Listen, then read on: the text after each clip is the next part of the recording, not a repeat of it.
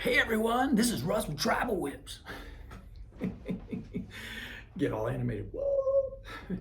Anyway, today I just thought I'd share a little bit of our history. So, um, I run into people still occasionally, I should say, or whatever, and people even here in town in Vegas, and they'll go, "I didn't know you guys were here.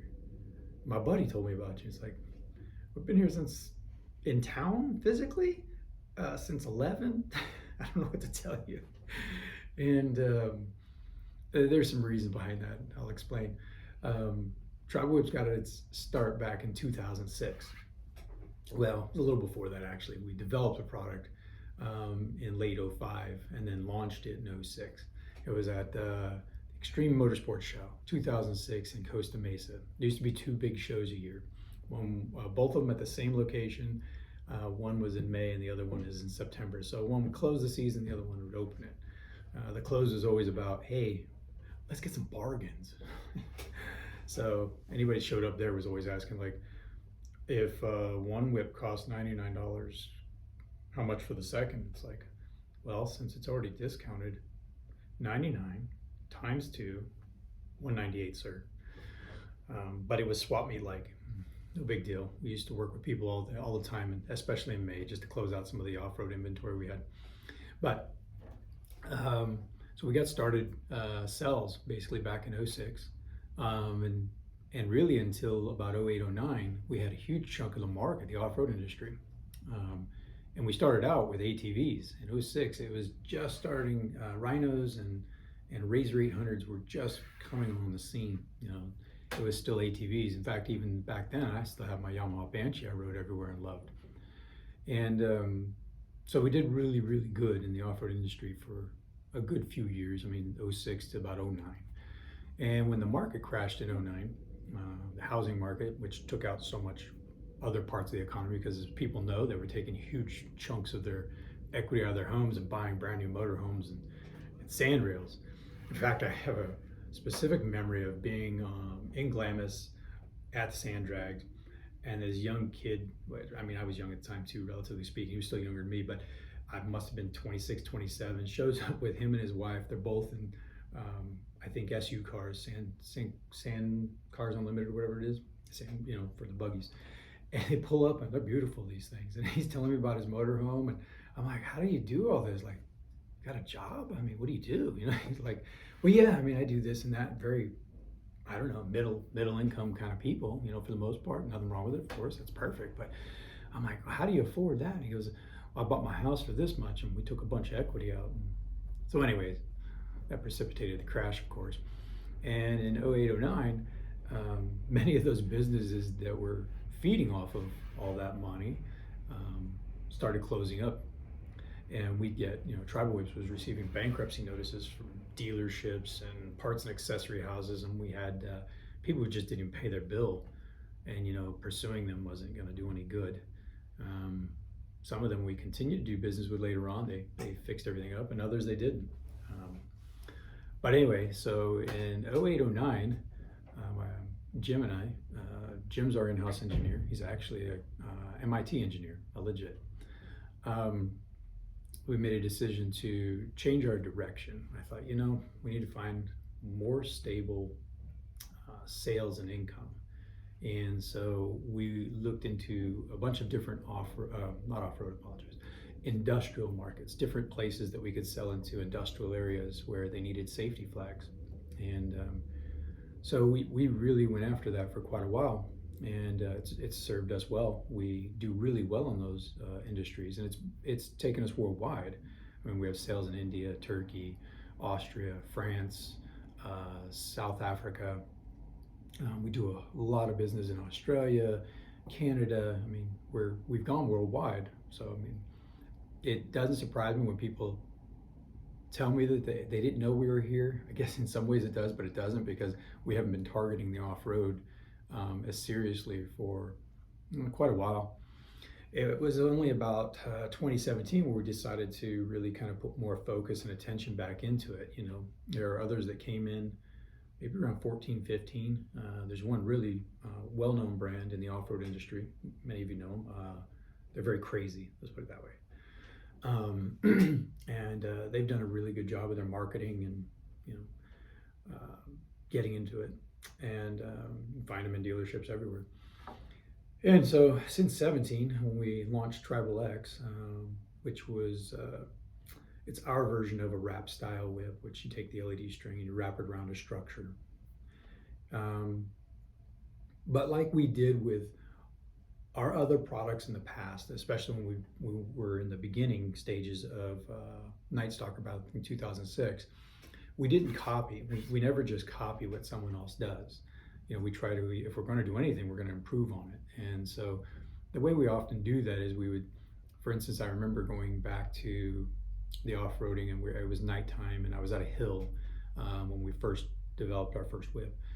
And I was looking at, you know, what people were doing and videoing it and what people were saying about their lighted whips. I actually interviewed people and they didn't even know who I was. I didn't tell them. I said, oh, what do you think? Or, wow, that's a cool product. What are you doing with it? You know, just to get their insight. And then from there, we just designed the whip based on what we observed, what we thought people needed, and what it had to do. You know, like this off-road environment it's rough. Whips, going through whoops at different speeds, different frequencies. You know, I mean, not all vehicles are the same, and so we had to design something that was flexible and strong, and it was for the ATVs originally, which needed more of a lightweight, flexible pole, especially when people get off, it'd kick the damn whip and almost break them. So ours was flexible, and it didn't matter if you did that. But there were a lot of things we took into consideration when we designed. So even today, when we designed back in 17, when we put out the Tribal X, which is again the spiral wrap, that's been a really successful product for us, and actually one of our best whips we've ever produced for the off-road industry. It's been extremely reliable and a solid product. But we did the same thing. You know, I looked at what was already being, I guess you'd say, what's already out there. I looked at the negatives and the positives, and you know, we combined those things to create what we think is literally the best off-road LED whip in the multicolor series on the market. We put a polycarbonate tube on the outside instead of using clear heat shrink. Heat shrink is typically not UV stabilized, so it turns yellow. It's horrible for protection. It's a super thin, flexible layer. And the original reason they used it was because someone took an LED strip and wound it around a fiberglass rod and realized we're going to have to hold it on the rod because the adhesive backing on the strip isn't going to do that job. You know, in the heat and in humidity and things like that, it would just eventually peel off and look like crap.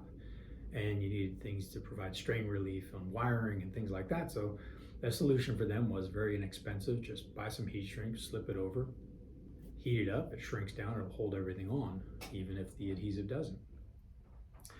But that was a very, well, in our opinion, not a good solution. It's actually, the whip looks cool. In fact, others who have copied the crazy company's designs over the years have used the exact same thing. It's because it's super cheap. I can go on Amazon and buy heat shrink. I can go on Amazon and buy fiberglass rod. I can go on Amazon and buy LED strips. And with a little knowledge, you can make something work. So, and for a lot less money, you know, and zip tying flags. I mean, I don't know who's buying that stuff. That looks so, not just do it yourself, but it's like no effort. I mean, what the hell? And so, you know, we've always used, in the past, we used pole pockets, which were white and allowed the light from LEDs that were blocked by it to shine through, especially at night. You couldn't see the difference. So now fast forward to the X2, and we did different things. Our flag retention it's kind of hard to explain, but they're rings that float around the pole and attach to pretty much any grommeted flag. So you can literally take our flag off in seconds, put another flag on, like a 3x5, you know, American flag, whatever you want, and you can use it, and it doesn't tangle. And it's a really nice, well thought out system. We have almost the highest count of LEDs in a whip at this point. We have 300. I think the closest to us in, like, let's say that, like, again, going back to like a very popular brand in the industry, like the Crazy One, I think their 4-foot has like 250. But they generate half the power that we do, and there are reasons for that internal to our whip. We generate full power, almost 60 plus watts. I think it is 62, 63 watts. And I think theirs produce somewhere around 35 or 40. And so we generate so much more power. We put in more LEDs, and then we have polycarbonate tube on the exterior. And again, this just goes back to when we design something, it's with purpose, it's with thought, it's designed for the application that we're marketing. And so that's kind of who we are as a company, who we've been over the years. And a lot of our longtime customers, loyal customers, they know who we are. They would be happy to tell you the same thing. We have always taken care of our customers for the most part. I should say we've taken care of them. Within reason, there's sometimes, people do things and they expect more than they really should. But for the most part, you won't read negative things about us online. And I always tell people that's the best place to go, man. Razor Forums was something we were on for years, and you could go there and it was just beautiful comments. I mean, every now and again you hit something, and I'm happy to help people and solve problems. Sometimes I don't always know about them, or sometimes people don't even tell you what happened. They just kind of do their thing and complain. But and to be honest, no company's perfect. Even companies that have been in business forever. I mean, you can look at any of the major auto manufacturers. I mean, they have problems from time to time. It's the nature of, designing and producing products.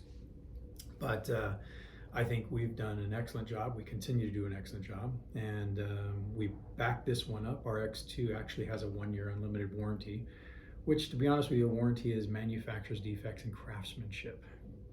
Tube breakage or damage because you roll your vehicle over, drive your whips into a trailer while they're up or something like that is really more of an insurance. But the X2, we just built in a mea culpa to it. So we have the warranty and mea culpa. It's like, you just call us and tell us, hey, I screwed up.